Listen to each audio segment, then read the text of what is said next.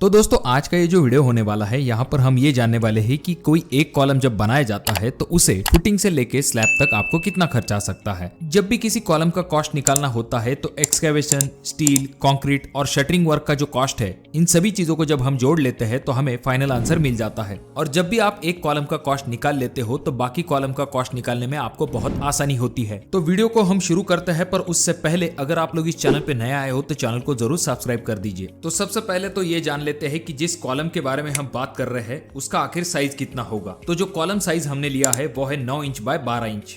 और कॉलम के लिए जो हम सरिया इस्तेमाल करेंगे वो 12 mm का होगा। आपको ये जरूर ध्यान में रखना चाहिए कि कॉलम के लिए हमेशा आपको कम से कम 12 mm के सरिया की तरफ जाना चाहिए। और इस कॉलम को बनाने के लिए हम 12 mm के 4 बार का इस्तेमाल करेंगे। और जो फुटिंग मेश होगी यानी कि जो फुटिंग की जाली है उसके लिए भी हम 12 mm का इस्तेमाल करेंगे। और जो आपकी स्टीरअप्स है उनके लिए 8 mm सरिये का इस्तेमाल किया जाएगा। अब अगर हम हाइट की बात करते हैं तो यहाँ पर कॉलम की जो हाइट आने वाली है वो फाउंडेशन से लेके स्लैब के टॉप तक हम कंसिडर करेंगे। तो अब हमने कॉलम के साइज के बारे में जानकारी ली है। अब हमें 4 चीजों की जरूरत पड़ेगी कॉलम का कॉस्ट निकालने के लिए: excavation, steel, concrete and shuttering. तो शुरुआत करते हैं एक्सकेवेशन से। तो यहाँ पर हमने जो फुटिंग कंसिडर की है वो की है 4 फीट बाय 4 फीट की। तो यहाँ पर आपको गड्ढा थोड़ा सा बड़ा लेना पड़ेगा, यानी कि लेंथ 4 फीट 6 इंच होगी, विड्थ 4 फीट 6 इंच होगी। और जो गड्ढे की गहराई होगी वो हम कम से कम 4 फीट तक रखेंगे, यानी कि लगभग 81 क्यूबिक फीट तक आपका एक्सकेवेशन होगा।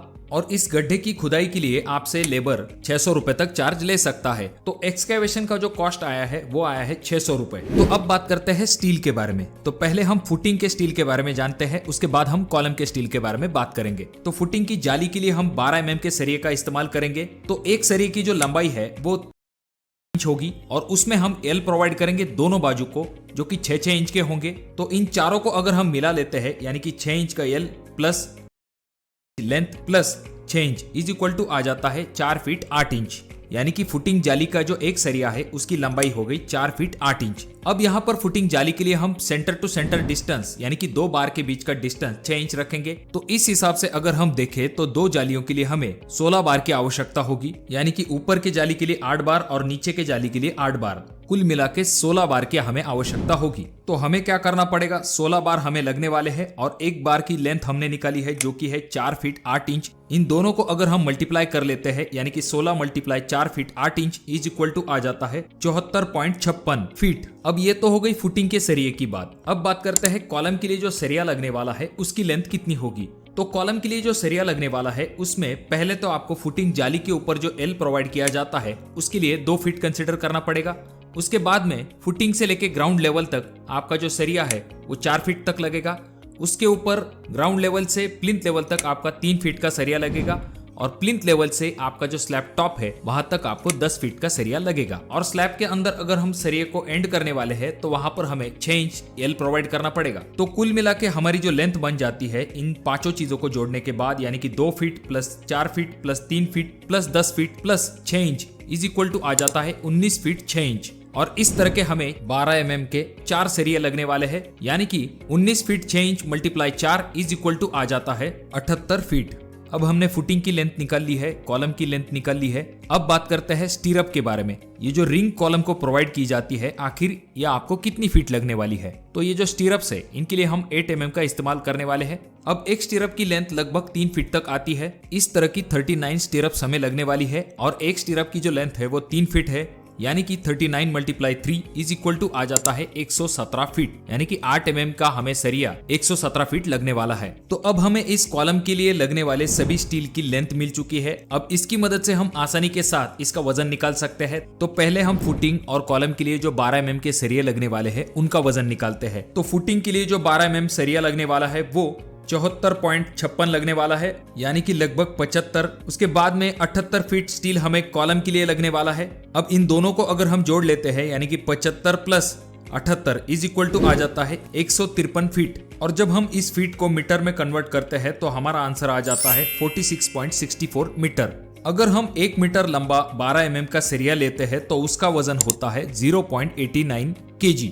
अब इस 1 मीटर वजन को हमें सरिये की लेंथ से मल्टीप्लाई करना है। तो 12 mm के हमारे जो सरिया है उसकी लेंथ आई है 46.64 metre multiply 0.89 is equal to आ जाता है 41.45 kg। ये हो गया हमारे 12 mm सरिये का वजन।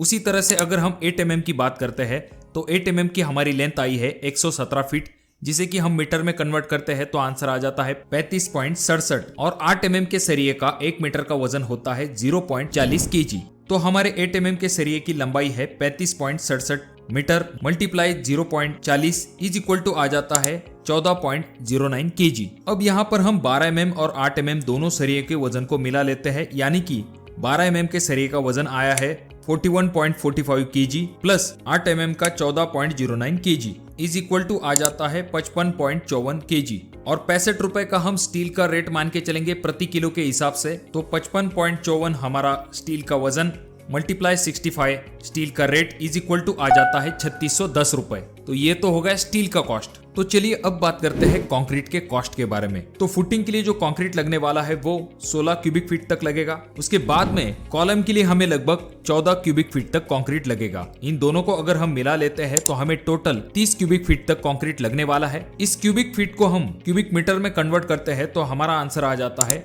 0.86 क्यूबिक मीटर तक हमें कंक्रीट लगने वाला है। और अगर हम 1 मीटर क्यूब कंक्रीट की बात करते हैं तो उसके लिए 5500 रुपए तक आपको खर्च आ सकता है। तो हमें 0.86 क्यूबिक मीटर कंक्रीट लगने वाला है मल्टीप्लाई 5500 का हमारा रेट इज इक्वल टू आ जाता है 4730 रुपए। यानी कि कंक्रीट के ऊपर जो कॉस्ट हमें आने वाला है वो 4730 रुपए तक आने वाला है। अब दोस्तों फाइनल में अगर हम बात करते हैं इस कॉलम को बनाने के लिए हमें शटरिंग वर्क की जरूरत पड़ेगी। तो इस शटरिंग वर्क का जो कॉस्ट है वो हम 2000 रुपए तक कंसिडर करेंगे, क्योंकि यहाँ पर आपको फुटिंग के लिए कॉलम की जो कैप होती है, साथ में जो कॉलम है, इन सभी चीजों के लिए शटरिंग वर्क करना पड़ता है। तो इसी वजह से जो शटरिंग है उसका कॉस्ट हमने 2000 रुपए कंसिडर किया है। और जो छोटे मोटे खर्चे हैं उनके लिए हम 200 रुपए मान के चलेंगे, जैसे कि बाइंडिंग वायर, नेल एक्सेट्रा। तो अगर हम इन सभी कॉस्ट को जोड़ लेते हैं, यानी कि एक्सकेवेशन का 600 रुपए, स्टील का 3610 रुपए, कंक्रीट के लिए हमें लगने वाले हैं 4730 रुपए, उसके बाद में शटरिंग का जो कॉस्ट है वो 2000 रुपए, और जो एक्स्ट्रा कॉस्ट है वो हमने कंसिडर किया है 200 रुपए। तो अगर हम इन सभी कॉस्ट को जोड़ लेते हैं तो हमारा आंसर आ जाता है 11140 रुपए। तो अगर आप एक कॉलम बनाते हैं तो उसे बनाने के लिए आपको 11000 रुपए तक खर्च आ सकता है। वैसे तो यहाँ पर हमने एग्जाम्पल के लिए जो कॉलम साइज लिया है वो 9 इंच बाय 12 इंच लिया है। अगर आप कॉलम का साइज बड़ा लेते हो, यानी कि 9 इंच बाय 15 इंच, तो जाहिर सी बात है उसे बनाने के लिए आपको खर्च ज्यादा आएगा, क्योंकि वहां पर कंक्रीट की क्वांटिटी ज्यादा होगी। साथ में जो सरिया इस्तेमाल किया जाएगा वहां पर 6-12 mm के बार का इस्तेमाल किया जाएगा। इन दो मेन कारणों की वजह से 9 इंच बाय 15 इंच के कॉलम के लिए आपको ज्यादा खर्च आएगा। तो दोस्तों अगर आपके कोई सवाल है तो कमेंट बॉक्स में कमेंट जरूर कीजिए। वीडियो अगर आपको अच्छा लगा हो तो जरूर इसे लाइक कर दीजिए। चैनल पे अगर आप लोग नए आए हो तो चैनल को जरूर सब्सक्राइब कर दीजिए। वीडियो बहुत ज्यादा ही अच्छी लगी हो तो अपने दोस्तों के साथ शेयर कर दीजिए। और ये जो तीनों वीडियो है इनमें से कोई एक वीडियो आपके जरूर काम में आ सकता है।